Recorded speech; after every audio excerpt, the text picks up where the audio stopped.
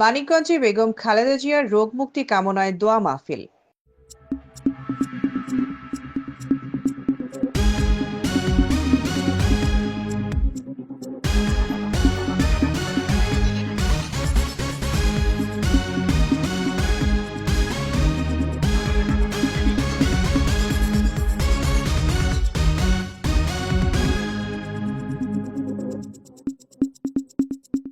মানিকগঞ্জ থেকে মোহাম্মদ শাহ আলমের পাঠানো তথ্যচিত্র দেখুন বিস্তারিত।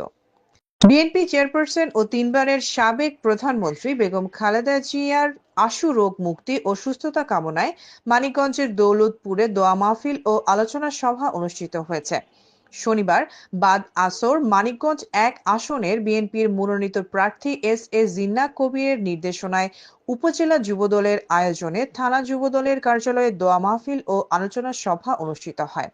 দৌলতপুর উপজেলা যুবদলের সদস্য সচিব আব্দুস সালামের সভাপতিত্বে বক্তব্য রাখেন জেলা কৃষক দলের যুগ্ম সাধারণ সম্পাদক আবু ইউসুফ, উপজেলা যুবদলের যুগ্ম আহ্বায়ক ইঞ্জিনিয়ার রবিজুল হোসেন, যুগ্ম আহ্বায়ক মোবারক হোসেন বাবু, যুগ্ম আহ্বায়ক মোহাম্মদ সাইফুল ইসলাম, চকমিরপুর ইউনিয়ন যুবদলের সভাপতি মোহাম্মদ রুহুল আমিন, যুবদল নেতা মোহাম্মদ রেজাউল করিম, চকমিরপুর ইউনিয়ন যুবদলের যুগ্ম আহ্বায়ক আবু বকর সিদ্দিক, মোহাম্মদ আনন্দ মিয়া, সদস্য সচিব আব্দুল হামিদ, যুবদল নেতা মোহাম্মদ মোশাররফ হোসেন, যুবদল নেতা মোহাম্মদ গাজী মিয়া, খলসি ইউনিয়ন যুবদলের সাধারণ সম্পাদক মোহাম্মদ পিন্টু প্রধান, চরকাটারি ইউনিয়ন যুবদলের সাধারণ সম্পাদক রিপন মিয়া, খলসি ইউনিয়ন যুবদলের সহসভাপতি ডক্টর জাহিদ, চকমিরপুর ইউনিয়ন শ্রমিক দলের সভাপতি রমজান আলী রেজা, চকমিরপুর ইউনিয়ন ছাত্র দলের সাংগঠনিক সম্পাদক আবু সুফিয়ান, ৪ নং ওয়ার্ড যুবদলের সভাপতি আলিনুর ফকির প্রমুখ। এছাড়াও বিএনপি ও অঙ্গ সংগঠনের নেতৃবৃন্দ উপস্থিত ছিলেন। আলোচনা সভায় সভাপতির বক্তব্যে উপজেলা যুবদলের সদস্য সচিব আব্দুস সালাম বলেন, শহীদ রাষ্ট্রপতি জিয়া মারা যাওয়ার পরে তার স্ত্রী সাহসিকতার সাথে এই বিএনপির নেতৃত্ব দিয়েছিলেন। তিনি এই দলটির নেতৃত্ব দিয়ে বাংলাদেশের মাটিতে গণতন্ত্রের লড়াই করে জনগণের ভোটে তিনবার প্রধানমন্ত্রী হয়েছিলেন। তিনি কারো সাথে কোনোদিন আপোষ করেননি। তিনি ভারতের সাথে আপোষ করেননি। তিনি জেল জুলুম নির্যাতনের শিকার হয়ে নেতা হয়েছেন। তিনি এতিমের সামান্য কিছু টাকা তিনি ব্যাংকে রেখেছেন। সেই টাকা বেশি দেখিয়ে তার নামে মামলা দেয়া হয়েছিল। সেই মামলায় তিনি দীর্ঘদিন কারাগার ছিলেন।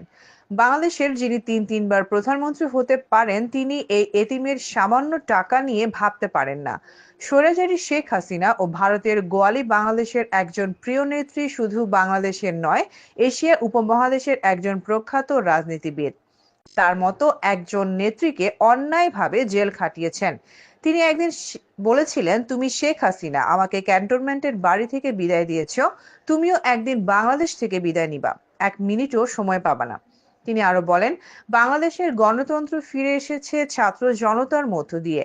আমরা একসাথে আন্দোলন করে অন্যায়ের প্রতিবাদ করে আমরা দ্বিতীয় স্বাধীন বাংলাদেশ পেয়েছি। বাংলাদেশে কোনো অন্যায়কারী যেন হস্তক্ষেপ করতে না পারে। আগামী 11 তারিখে ত্রয়োদশ জাতীয় সংসদ নির্বাচনের তফসিল ঘোষণা হবে। এই ঘোষণার মধ্য দিয়ে বাংলাদেশে একটি শান্তিপ্রিয় নিরপেক্ষ নির্বাচন হবে। এই নির্বাচনে বাংলাদেশ জাতীয়তাবাদী দল বিএনপি সারা দেশে একক প্রার্থী ঘোষণা করেছে। মানিকগঞ্জ ১ আসনের ধানের শীষের মনোনয়নপ্রাপ্ত আমাদের অভিভাবক মানিকগঞ্জ জেলা বিএনপির সাবেক প্রধান সম্পাদক এস জিন্নাহ কবির আগামী যে পার্লামেন্ট নির্বাচন হবে, এই নির্বাচনে তিনি প্রতিদ্বন্দ্বিতা করবেন। আমরা সকলে মিলে বাংলাদেশ জাতীয়তাবাদী দল বিএনপিকে যে একক ঘোষণা করেছে, মানিকগঞ্জ ১ আসনের গণমানুষের নেতা এস জিন্নাহ কবির ভাইকে সকলের কাঁধে কাঁধ মিলিয়ে ভেদাভেদ ভুলে আমরা সবাই একত্রিতভাবে ভোট দিয়ে বিজয়ী করে তারেক রহমানকে আসন উপহার দিব ইনশাআল্লাহ। আমরা সকলেই দেশনেত্রী বেগম খালেদা জিয়ার জন্য দোয়া করব, আল্লাহ যেন তাকে সুস্থতা দান করেন। আগামীর যে নির্বাচন আসছে, বিএনপির ধানের শীষ প্রতীক নিয়ে জয়যুক্ত লাভ করেন এবং দেশের প্রধান সার্বিক কল্যাণে কাজ করতে পারেন।